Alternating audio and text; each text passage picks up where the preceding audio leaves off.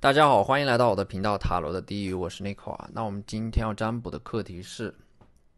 抽一张塔罗牌，看你们未来一年之内的感情运势，以及塔罗给到你们的一些感情层面的建议。那在我们面前呢，从左到右分别有5组牌，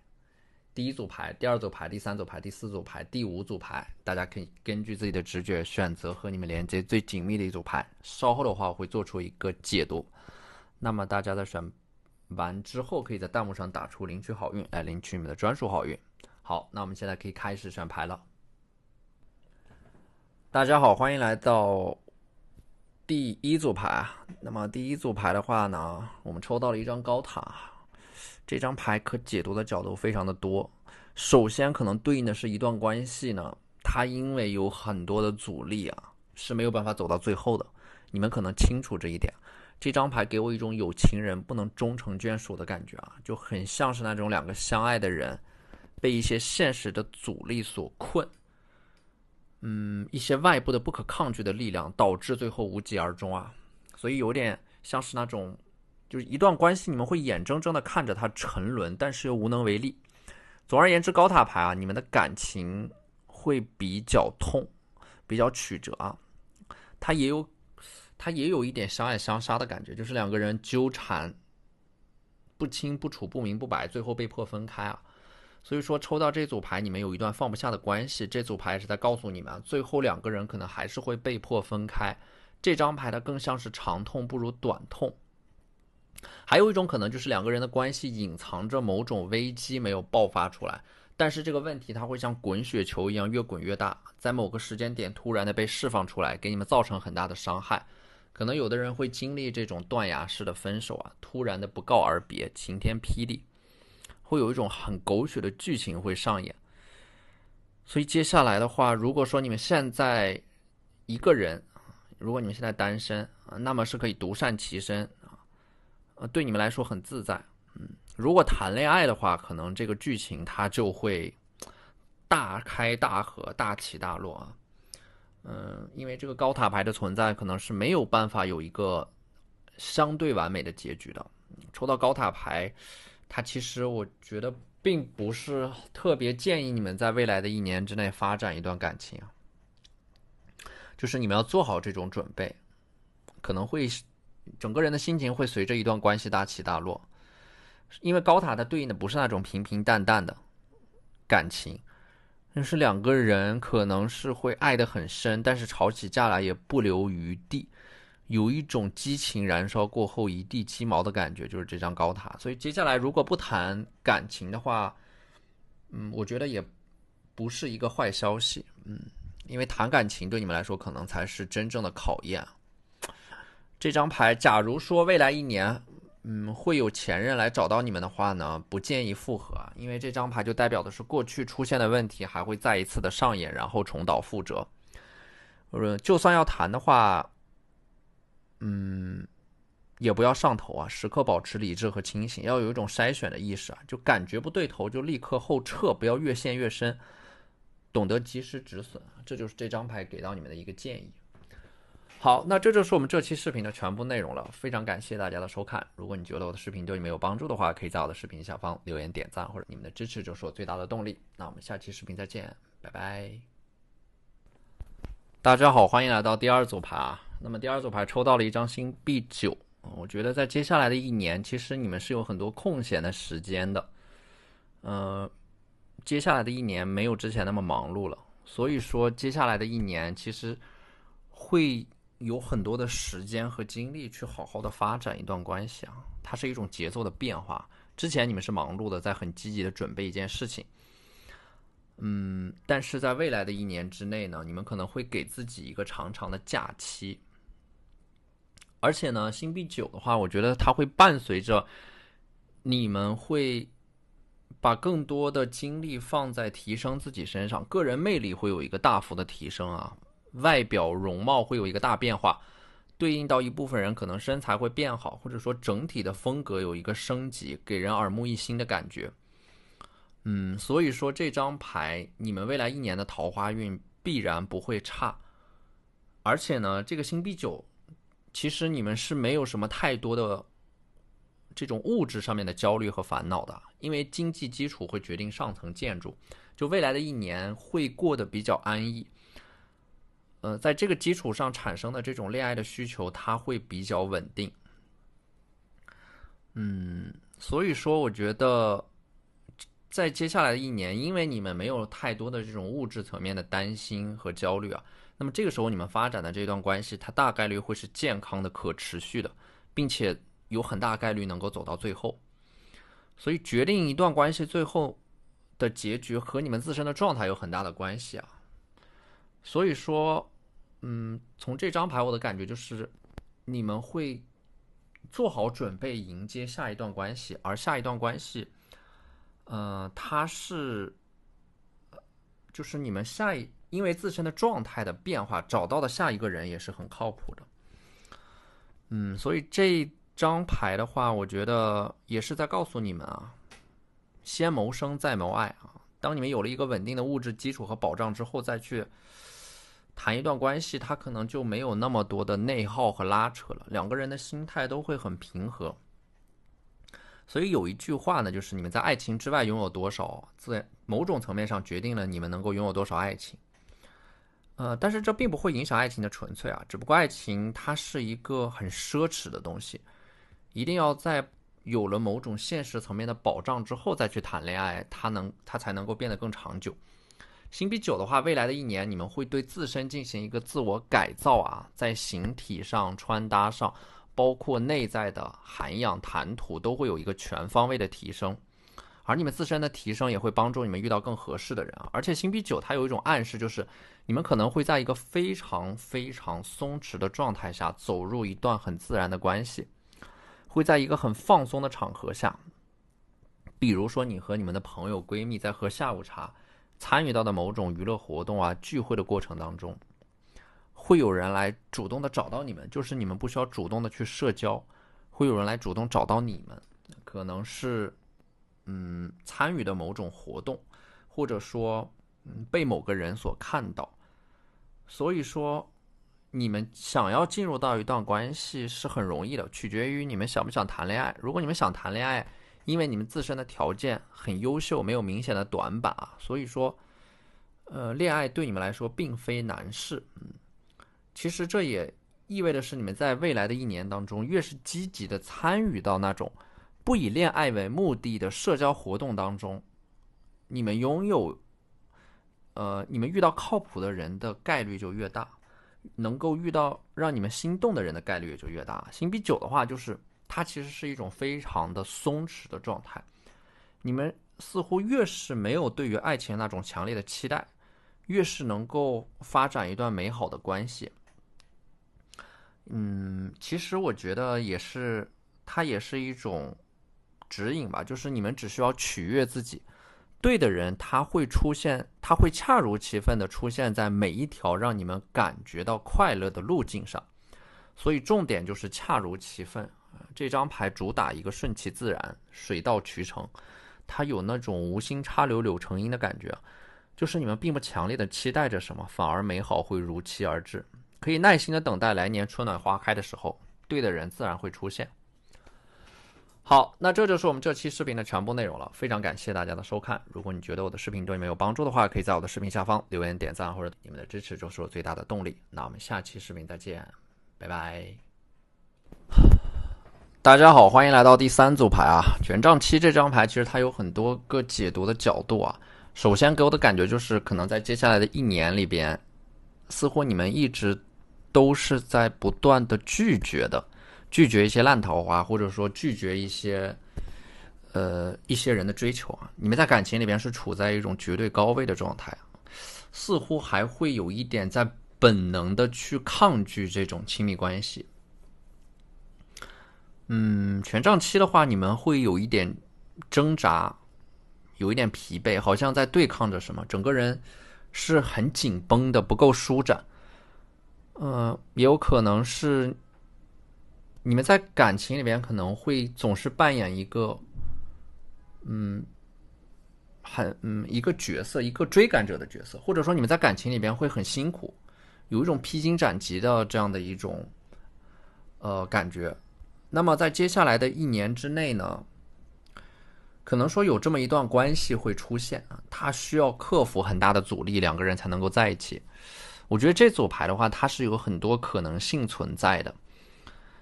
对于一部分人来说呢，权杖七它就相当于是一个智者啊，不入爱河，关注点不在感情上面啊。权杖七可以把它理解成为是你们想要在事业上、学业上先取得一番成就，再去谈恋爱。所以这张牌有那么一点点无心恋爱的感觉，无暇恋爱，无暇顾及感情。你们有更重要的事情要做。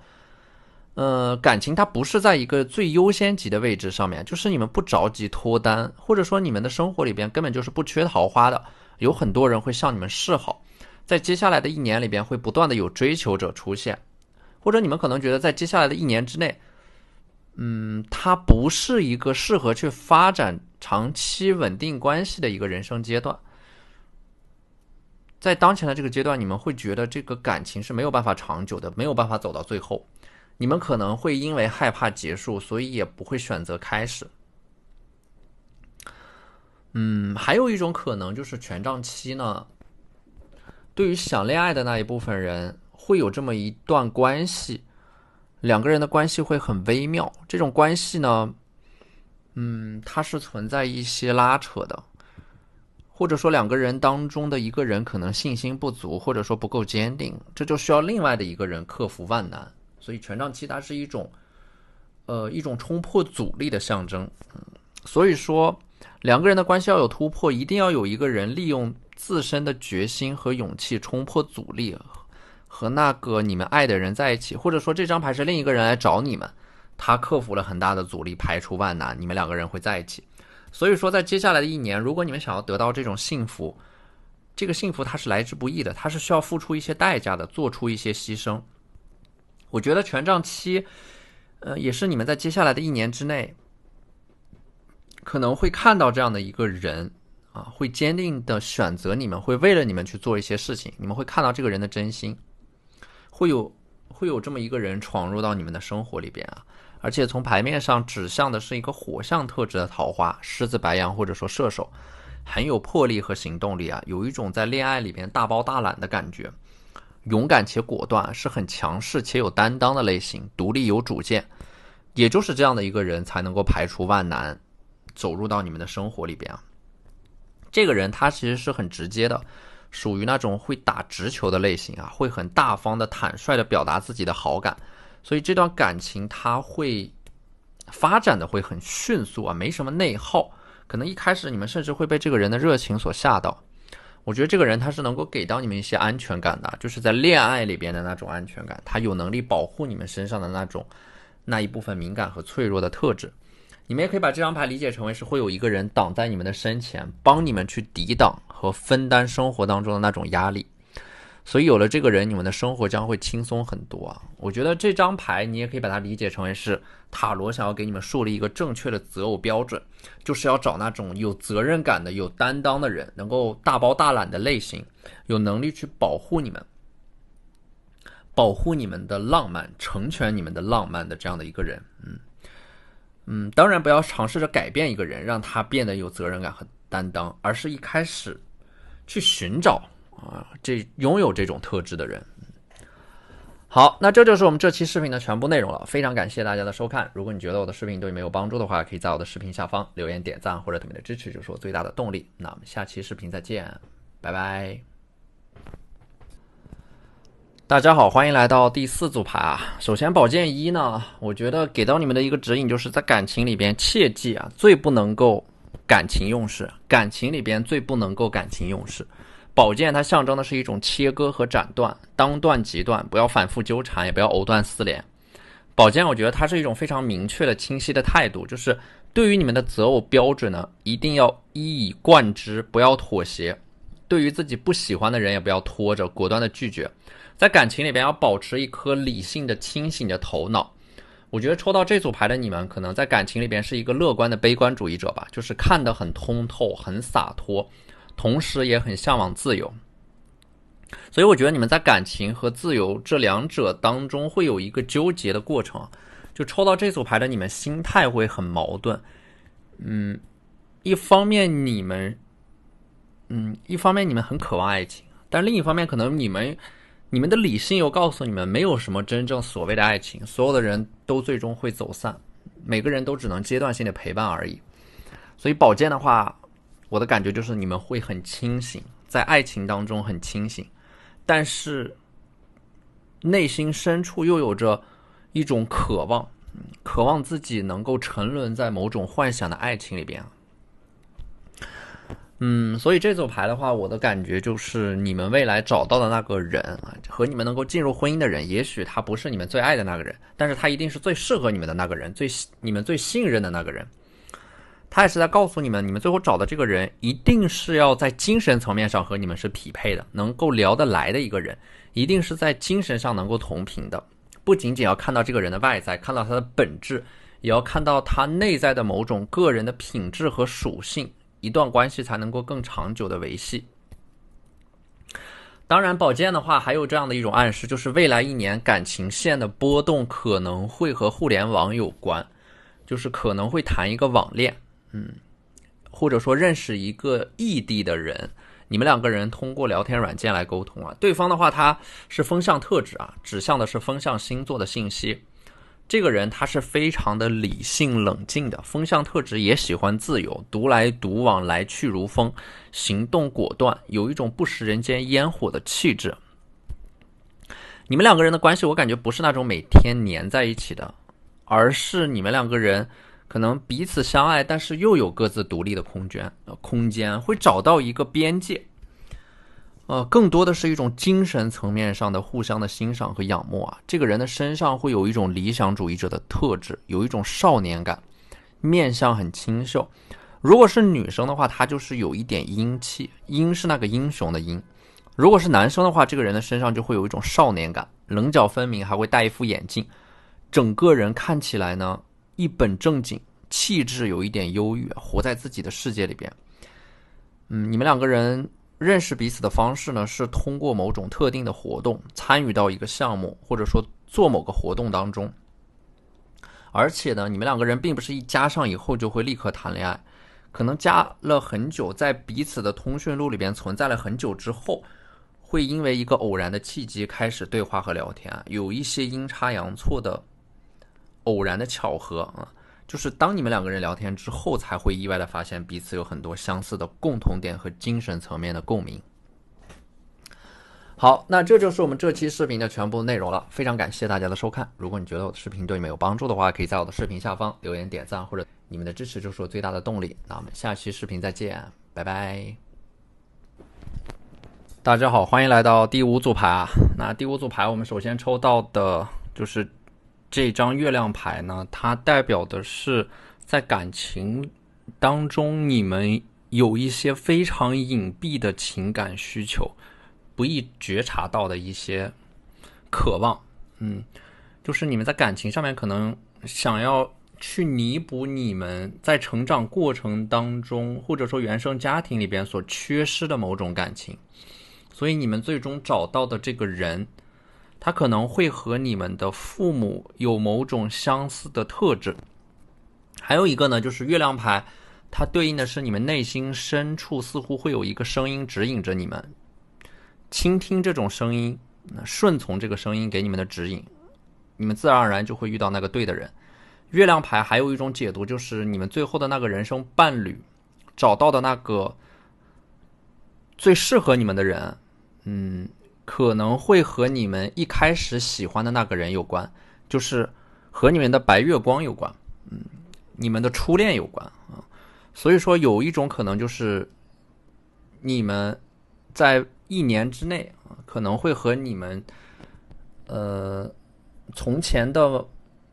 某个老朋友取得联系啊，这个人他可能是你们的白月光啊，或者说前任，兜转一大圈又重新遇到他。或者说另一种可能就是你们在未来1年之内找到的这个人，可能会和你们一开始喜欢的那个白月光有很多相似的特质。月亮牌呢还有一个层面的解读，就是你们现在可能有一个偷偷喜欢着的人，在暗中关注着他。你们在未来的1年之内会和这个人有一个关系的升级或者说互动，因为月亮它就是一种隐蔽的不易觉察的能量，要么是你们在悄悄的关注，要么是你们在被某个人所关注着啊，被一个人所喜欢或者说暗恋，但是这个人还没有来找你们，在未来的1年之内啊，可能会有一个契机来推动你们2个人的关系更进一步。我觉得抽到这张牌月亮，其实它是有着内心深处的某种压抑的情感没有被释放出来的，它可能是童年没有被满足的某种情感需求，你们会下意识的在另一个人的身上把这种情感找补回来。只有当你们看清了内心深处真正的渴望和需求之后，你们才能够找到那个真正适合你们的人。所以说，想要拥有一段稳定且美好的亲密关系，你们必须要深刻的认识自己。可能说抽到这张牌的你们本质上是缺乏某种安全感的，还会伴随着内心深处的某种焦虑啊，尤其是到了夜晚的时候，整个人会变得很脆弱，很需要一个人来陪着你们。所以你们其实我觉得是在性格层面上是属于那种外刚内柔的，就是看起来自己很强大，身上有很多的铠甲，但是内心其实是比较敏感的和脆弱的。所以说你们最后找到的那个人啊，可能刚好和你们的类型是相反的，他是那种外柔内刚的类型，就这个人看起来会很柔软，但是内心呢又非常的坚定啊，不轻易的动摇和妥协。你们适合找这样的一个外柔内刚的类型的桃花，和你们刚好能够非常的适配和兼容。这就是这张牌给到你们的一个指引。好，那非常感谢大家的收看。如果你觉得我的视频对你们有帮助的话，可以在我的视频下方留言点赞，或者你们的支持就是我最大的动力。那我们下期视频再见，拜拜。